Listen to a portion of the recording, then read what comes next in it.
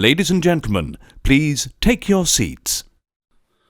You know, we all need a little extra something in our lives to make life that extra little bit caliente, as they say, but this isn't even extreme for me, and if you're within the sound of my voice, that must mean you are in the seats with once more. As always, my name is Dave Voigt, and I'm the host of this podcast where we sit down with a wide-ranging variety of industry professionals and we pick their brain about current projects, state of the industry, how they got started, and so very much more in a light and conversational fashion. And if you like how we do things around here, I'm assuming you do because you're listening right now, you can subscribe to the podcast. You can find us over at Apple, Spotify, Amazon, Google, basically wherever you get your podcasts. And plus we archive every single one of our episodes over at our In the Seats YouTube channel. So if you can give us a like and subscribe there as well, we'd really appreciate it. Also, don't hesitate to check us out on the social media, as the kids call it. You can find us on Facebook, Twitter, and Instagram at either at In the Seats or at It's Podcast One for all sorts of updates. And finally, and I do dare say most importantly, I'm repeating myself a lot, but it's true. Please come pay us a visit over at In the Seats, intheseats.ca, for all the latest and greatest from the world of film, television, basically the moving image at large. Because we love to watch it, and we love to write about it and talk about it, and we love it even more when you come and read about it. So please stop on by. On this episode, guess what? We're looking at the Devour Film Festival, which is it's happening in Nova Scotia, but it's online, so it means it's everywhere, and it is a festival centered around food. And who doesn't love food, right? You know, it's one of those things. We all need it. We all love it. We all take a certain degree of comfort in it. It's not a bad thing. But there's a food,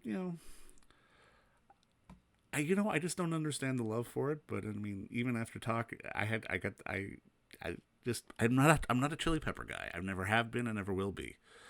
But playing at the festival, there is a film called Chiliheads, as it were, excuse me. And it really dives into the sort of people who love chili peppers, or chili heads, as it were, quote unquote. And as I'm watching it, and it's just, you really get sort of the magic of why these people love this, the pleasure, take pleasure in the pain. And like I said, it is the Devour Food Film Festival, which is playing out of Nova Scotia, Wolfville, Nova Scotia, but it is available online streaming to anybody who wants to check it out. And we had the distinct pleasure of talking with the director of Chiliheads, one Julien Frechette, about the love of chili peppers. And it's an interesting talk because I don't know if he's convinced me, but it at least makes me more open to the idea, which I think is probably a good head start for me. But check out the Devour Film Festival, which is running online until the 24th, out of Wolfville, Nova Scotia, and enjoy our talk with Julien, because it's a good one. All right, well, Julien, thank you so much for the time today. And congratulations on the film. But I got to be a little honest. I'm actually not a chili pepper fan at all. So I was kind of fascinated to watch your film. I guess my first question for you is, what was the inspiration for you to want to sort of dive into this world? Well, chili pepper is part of my life, since I was young, and even more since maybe 4 or 5 years, because I actually own a hot sauce company. So I'm working with chili peppers every day of my life now. So I just thought that it was a subject of interest. Interesting stories lay sometimes in very small thing that we never actually give a thought that, well, what's the story behind it? And I just thought, I had the feeling that people would be interested to know more about this history of chili peppers and to actually deconstruct all the concepts around chili peppers, because there's a great deal of things happening in our brain basically when you enjoy chili pepper. So I just thought that it was worth making a feature length on the subject. And actually, you're not the only one who is saying that they somehow become fascinated by chili peppers just by looking at the film. Well, I mean, I didn't know there was this whole subculture, as it were, just in terms of like almost like it would be for comic books or superhero movies or that kind of thing. Like when you were diving into this, like I'm kind of like, were you already sort of a chili head, quote unquote, or were you sort of discovering the subculture as you dove it more into the subject? Oh no, I was already a chili head back then. You know, when I started making the film, I started my hot sauce company 5 years ago, and so the hot sauce company came first, and the idea of the film came just right after the beginning of my company. Okay. Now, I mean, I guess my next question is like when you were sort of trying to put all this together, because I mean, obviously, just from a geographic standpoint, going to the States, going to Mexico is obvious, but I mean, I was so happy you managed to take the film to Trinidad and Tobago and to India just to really discover how global the chili pepper really is. Like, how important was it for you to try to give it sort of this global perspective as opposed to just it being about sort of a subculture of people who really like hot sauce kind of thing? Well, it was super important because chili pepper became global really fast. You know, we can say that it was like discovered or like rediscovered, by Columbus and the Spanish when he discovered America, and very fast.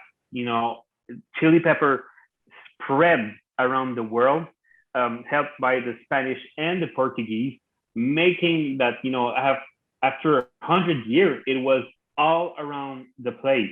And so, if you ask anyone where chili pepper originates, some people will say by instinct that it comes from Asia, that it comes from Thailand or India.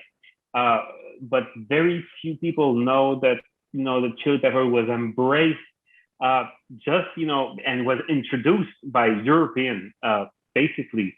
And so during the research process, it was actually difficult to narrow down where we should go to shoot and some other that we wouldn't have time.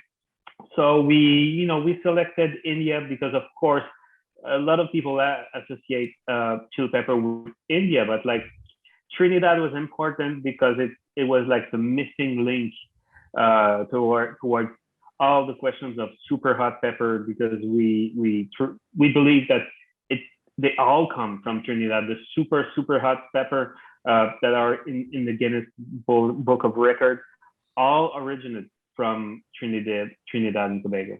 Now, I mean, something else about the film that I found fascinating was, I mean, not just the history of it all, but just the psychological makeup of how it kind of binds us all, like Mm-hmm. across, no matter where you live. If you love peppers, there is this sort of willingness to endure that pain. And I mean, I'm kind of curious, as you were sort of being out there and talking to people, like, is there anything that kind of surprised you, even being a chili head yourself? I mean, not so much. I mean, we're all human beings. We all interpret, chili peppers the same way. Although, of course, I was amazed by Mexican culture and the indigenous of Mexico, where it's one place in the world where they have been using chili peppers for like 3,000 year long, all continuous use. So over there, I mean, it's part of their genes. It's part of their culture, and it's something that I knew, but I was very just like amazed by how deep chili pepper is in Mexican culture and in this indigenous culture in Mexico. That was quite surprising, and it inspired respect towards this little fruit. Now, from your perspective, like, what is it about this spicy little fruit that it says in your synopsis just that makes it so compelling? Because, like I said, as someone on the outside looking in, I don't necessarily understand. Like, can you sort of verbalize, sort of, I guess, the attraction to the chili pepper from your perspective and from so many of your subjects' perspectives? Yeah, I mean, like the start, the starting question that I wanted to outline in the film is is somehow to compare chili pepper to the forbidden fruit, in the sense that we were not supposed to eat it because in the fruit, there's a substance that makes you feel pain. So, normally we shouldn't, eat chili peppers, but somehow we're human, and human is a very like paradoxal species, and we decided that although it gives us pain, we can get some pleasure out of the pain. And the more you get pain and you're accustomed to that pain, it becomes mostly pleasure. So I started with that idea, that chili pepper was the forbidden fruit, and that I wanted to see that way, chili pepper, and I think that way it gives also an aura of mystery around that fruit, and that's, I wanted the film to carry on that fascination that I still have over chili peppers. No, and you're right, because it really does speak to sort of the human nature to want to experience things. Because I mean, even if it's something that's not necessarily pleasant at first, grasp, I mean, there is something about the chili pepper itself that has the potential to be pleasurable if you give it a chance. And that's really Yep. one of those things that, like, at least on the surface, you don't necessarily think about right away, but I think you illustrate that quite beautifully.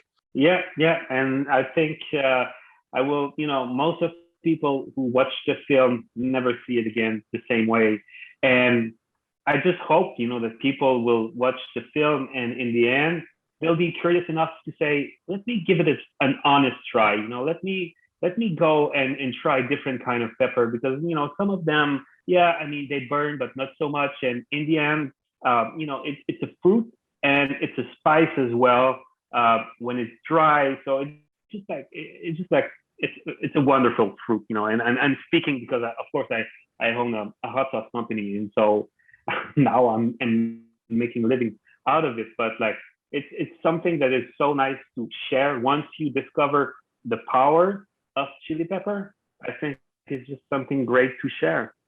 Well, and I mean, I love that sparked you to make a film about it, because I mean, I don't necessarily think everyone would do that, because I mean, obviously trying to mount a film, even a documentary on a budget, is obviously not an easy thing. Like, did you have experience in like Mm-hmm. doing this before, or were you the chili head first, or were you a film fan or filmmaker first? Yeah, I mean, I was a filmmaker first. I did like several movies before, and always, I mean, all kinds of film and different subjects. But usually human is really like the center of my work, and so it doesn't change on that film. But like it was certainly a bit of a challenge to be able to actually build the financial structure to make the film, and to actually make people believe that it would be worth watching and financing. But it took me 3 years to get all the money together from TV5 here in Quebec, and to get Sodex in, find the distribution line, and we're getting more and more interest for the film. And I think that film will travel a lot. I have this feeling that it will tour in some very specific film festival, food oriented, chili pepper festival. I think they'll be fascinated by the film, because it's actually the first film that is trying to be like a really comprehensive and complete look at what is chili pepper around the world, as much as we could. Although it could have been a series. To be honest, it would have been Yeah, easy to make, let's say, 6 or 7, 8 episodes, for sure. and each of them is in a region. So it was a bit of like hard choice to make to make a feature. But you know what? I think feature was the way to go, because it gives a nice little sampler, it gives a nice little introduction. And I mean, it never hurts when a passion project actually has a little bit of fire behind it, as well as Chili Heads well, literally does. Exactly. But you never know. Maybe if I do one more project, maybe it's going to be a series on Chili Pepper. I don't know. We'll see. Well, you know what, man? I look forward to it, and but congratulations on the film, and thank you so much for the time today, man. This was fun. No problem. Thanks so much. And don't forget to visit our friends over at Bay Street Video for all your DVD, Blu-ray rental, or purchasing needs this summer, as they are still open for curbside and some mailing delivery as well. Over at 1172 Bay Street, Toronto, Ontario, Canada, you can give them a call at 416-964-9088. That's 416-964-9088. Or send them an email at baystreetvideoto@gmail.com for any of your DVD and Blu-ray needs.